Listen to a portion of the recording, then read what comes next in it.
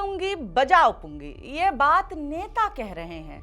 राजनीति इस स्तर पर आ चुकी है, नेता नंगई पे उतर आए हैं, चुनाव जो चल रहे हैं। महाराष्ट्र नवनिर्माण सेना मनसे के प्रमुख राज ठाकरे ने बीएमसी चुनावों से पहले अपने पुराने चचेरे भाई उद्धव ठाकरे के साथ हाथ मिलाते ही सियासी माहौल में आग लगा दी है। मुंबई में हुई ठाकरे ब्रदर्स की रैली में राज ठाकरे ने उत्तर प्रदेश और बिहार से आए प्रवासियों के खिलाफ जम करके जहर उगला और हिंदी भाषा को लेकर के खुली चेतावनी दे डाली। लुंगी पुंगी करके महाराष्ट्र में दक्षिण भारतीयों का विरोध कोई आज शुरू नहीं हुआ है, उत्तर भारतीयों पर जानलेवा हमले भी हो रहे हैं। आखिर किसकी शह पे हो रहा है ये? क्योंकि इस बार तो खुद भाजपा नेता ही राज ठाकरे के निशाने पर है। क्या नफरत की राजनीति ही अब नफरतियों को भारी पड़ रही है? क्रिसमस मत मनाओ, ये बाहरी त्योहार से लेकर के हिंदी मत बोलो, ये बाहरी भाषा है तक की धमकी। क्या ये धार्मिक और क्षेत्रीय अस्मिता का सवाल है या महज नफरत का बहाना? नफरत जिसके रास्ते सत्ता के दरवाजे खुलते हैं। क्या कर रही है सरकार प्रशासन? सो रही है या सोने का नाटक कर रही है? जानेंगे पॉलिटिकल नारी के इस एपिसोड में।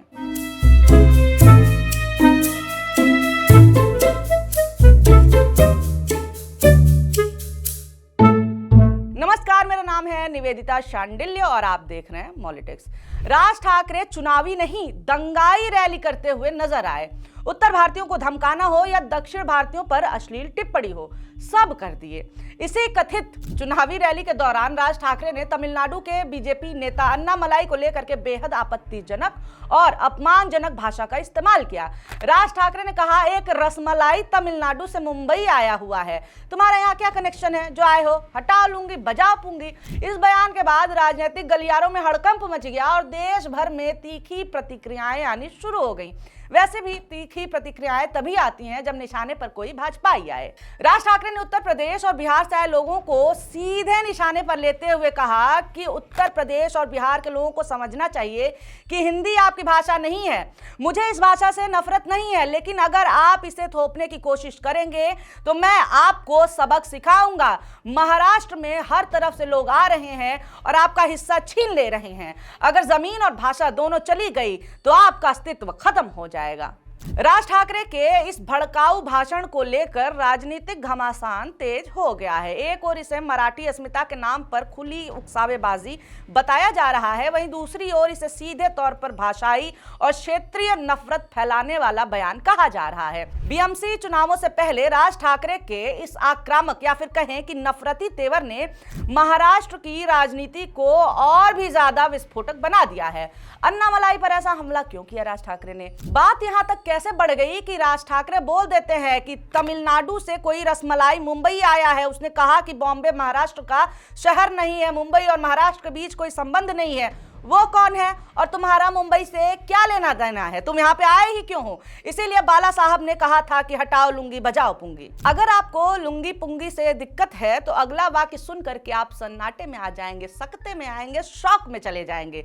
राज ठाकरे ने मंच से उस शब्द का इस्तेमाल किया है जो भ से शुरू होता है और वा पे खत्म होता है। अनेक दाक्षिणात्य इथे राहत आहेत, अनेक जैन मारवाडी इथे राहत आहेत, आनंदाने राहत आहेत, पण कसं जाते बघा तुम्हाला कबूतरांच्या नावाने। घटियापन देख रहे हैं ना, खानदानी है हरकतों की बात कर रही हूं मैं। हटाओ लुंगी बजाओ पुंगी राज ठाकरे का कोई नया आविष्कार नहीं है। ये नारा बाल ठाकरे ने अपने भतीजे को विरासत में दिया था। ये नारा उन्होंने महाराष्ट्र में रहने और काम करने वाले दक्षिण भारतीयों के खिलाफ दिया था, इसलिए वो लुंगी को निशाना बनाते रहते थे। 1966 में शिवसेना की स्थापना के समय बाल ठाकरे ने दक्षिण भारतीयों के विरोध को अपना मुख्य एजेंडा बनाया। भीतरी वर्सेस बाहरी की राजनीति उत्तर भारतीयों से पहले ये लोग दक्षिण भारतीयों के साथ किया करते थे। इसी भीतरी बनाम बाहरी राजनीति के बीच में ये लुंगी पुंगी वाला चर्चित नारा आया था। इसके जरिए वो मुंबई की मिलों में काम करने वाले दक्षिण भारतीय मजदूरों को निशाना बनाते थे। उनका तर्क था कि महाराष्ट्र और मुंबई के संसाधनों पर पहला अधिकार मूल निवासियों यानी कि मराठियों का होना चाहिए। बाल ठाकरे दक्षिण भारतीयों का मजाक उड़ाते हुए उन्हें यांडू गुंडू कहा करते थे। ये राजनीति केवल भाषणों और नारों तक ही सीमित नहीं थी। 1970 के दशक में मुंबई में तमिल और तेलुगु भाषी समुदायों को निशाना बनाए जाने जाने की घटनाएं सामने आई। इन घटनाओं में शामिल लोग खुद को शिव सैनिक बताते थे। उडुपी रेस्तरां, दक्षिण भारतीयों के घरों और उन सिनेमा घरों पर हमले किए गए जहां दक्षिण भारतीय भाषाओं की फिल्में दिखाई जाती थीं। बाल ठाकरे अपनी पत्रिका मार्मिक के लेखों और कार्टूनों के माध्यम से भी इस विचारधारा को आगे बढ़ाते रहे। यह वही वक्त था जब शिवसेना ने ट्रेड यूनियनों में कम्युनिस्टों के खिलाफ मोर्चा खोला। कम्युनिस्ट नेता कृष्णा देसाई की हत्या के बाद आरोप शिवसेना पर लगे, जिससे राजनीतिक माहौल और तनावपूर्ण हो गया। इन्हीं घटनाओं के बीच मराठी मानुष की भावना को समर्थन देने वाला एक बड़ा वर्ग शिवसेना के साथ जुड़ता चला गया। शिवसेना के इन मराठी मानुषों को फायदा दिखा उत्तर भारत की सांप्रदायिक राजनीति में, तब ये उधर हो लिए। बात राम मंदिर आंदोलन की हो रही है, जिसमें शिवसेना ने बढ़ चढ़ के हिस्सा लिया और भाजपा को साध लिया। यहीं से हिंदुत्ववादी राजनीति का फायदा शिवसेना को उत्तर भारत में मिलने लगा। मगर नफरत एक तरफ तो होती नहीं है। उत्तर भारतीयों का फायदा उठाने के बाद मराठी मानुषों के निशाने पर सबसे पहले उत्तर भारतीय ही आते हैं। यानी राज ठाकरे विरासत में मिली हुई नफरत को ही आगे बढ़ा रहे हैं। जी हाँ, उन्हीं तक नहीं है, आगे बढ़ा रहे हैं, क्योंकि दादा और बाप के बाद पोता भी जहर उगलने के बिजनेस में आ चुका है। राज ठाकरे का बेटा अमित ठाकरे बोल रहा है कि अगर राज ठाकरे सीएम बनते हैं तो ट्रेनें रोक देंगे, बाहरियों को मुंबई में आने नहीं देंगे। इसीलिए तो हमने कहा ना कि नफरत इनकी खानदानी है। इन जैसों का साथ आखिर देता कौन है? कैसे इनकी हिम्मत बढ़ती है? इतिहास देखेंगे तो पता चलेगा कि इनका साथ देते हैं इधर वाले भी और उधर वाले भी। आज राज ठाकरे की जहरीली जबान भाजपा के नेता अन्नामलाई के खिलाफ जहर उगल रही है, तब जाकर के भाजपाइयों को दिक्कत हुई है। ऐसी राजनीति वैसे करता कौन है? राज ठाकरे वाली भाजपा। राज ठाकरे जैसों की राजनीति को समर्थन करता कौन है? भाजपा। सरकार किसकी है? भाजपा की। क्या बहाना देंगे ये? कैसे कहेंगे कि हमारे हाथ बंधे हुए हैं? बीएमसी चुनाव को मराठी आदमी का आखिरी चुनाव बताते हुए राज ठाकरे ने कहा है कि अगर आप आज ये मौका चूक गए तो आपका अस्तित्व खत्म हो जाएगा। मराठी और महाराष्ट्र के लिए आप एकजुट हो। आज ये संकट दरवाजे पर आ गया है। ये मराठी आदमी का आखिरी चुनाव है। अगर आप आज भी मौका चूक गए तो आपका अस्तित्व खत्म हो जाएगा। मराठी और महाराष्ट्र के लिए एकजुट हो जाएं। मुंबई इतने सारे लोगों के बलिदानों से हासिल हुई है, हम उन्हें क्या कहेंगे? अब आप जरा बताइए कि इस तरह की राजनीति क्या केवल राज ठाकरे ही करते हैं? भाजपा नहीं करती? हिंदू खतरे में, हिंदू खत्म हो रहा है, इस चुनाव में हिंदू जीता। दक्षिण भारतीय नेता पर निशाना साधते हुए भी राज ठाकरे अपने द्वारा सताए गए उत्तर भारतीयों को नहीं भूलते हैं। कहते हैं कि उत्तर प्रदेश और बिहार के लोगों को समझना चाहिए कि हिंदी आपकी भाषा नहीं है। इस भाषा से मुझे नफरत नहीं है, लेकिन कोई थोपेगा तो हम उसको सबक सिखा देंगे। हाथ पैर तक तोड़ने की बात कर देते हैं यहाँ पे राज ठाकरे। ये पहली बार नहीं है जब राज ठाकरे ने ऐसा कुछ बोला हो, मगर बात जब तक अपने फायदे की थी, हिंदू संगठन चुपचाप तमाशा देखते रहे, फायदा उठाते रहे। मारो लेकिन वीडियो मत बनाओ, ये बात राज ठाकरे ने पिछले साल कही थी।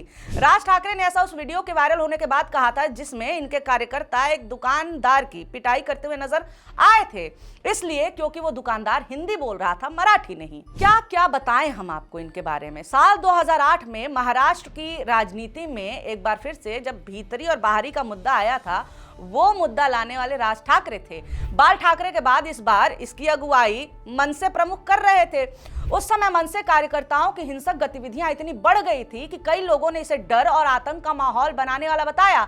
घटनाक्रम ऐसे रहे थे कि इसे टेरर अटैक कहा जाने लगा। राज ठाकरे का आरोप था कि उत्तर प्रदेश और बिहार से आने वाले लोग महाराष्ट्र में मराठियों की नौकरियां छीन रहे हैं। इसी सोच के आधार पर उत्तर भारतीयों को निशाना बनाया जाने लगा। इनके कार्यकर्ता, इनके गुर्गे, इनके गुंडे।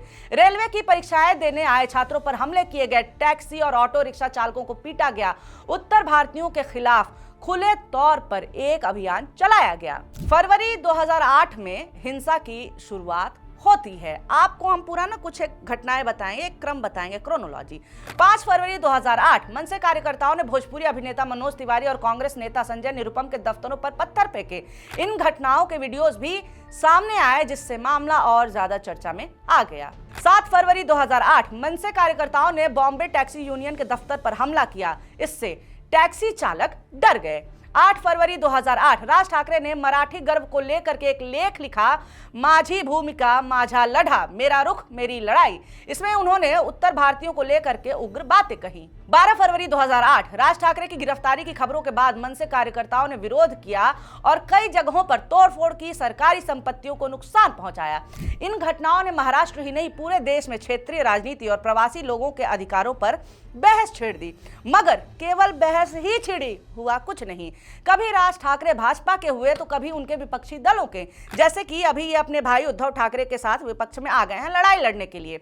सबका फायदा है, सबका, इसीलिए कोई कुछ नहीं बोलता है। सबको सत्ता चाहिए, इसीलिए नफरत का बेनिफिट लेने में लगे हुए हैं। आपको भी यही लगता है क्या? कमेंट करके जवाब दीजिए। वीडियो अच्छा लगा हो तो लाइक कर दीजिए और ऐसे वीडियोस आपके सामने आते रहे।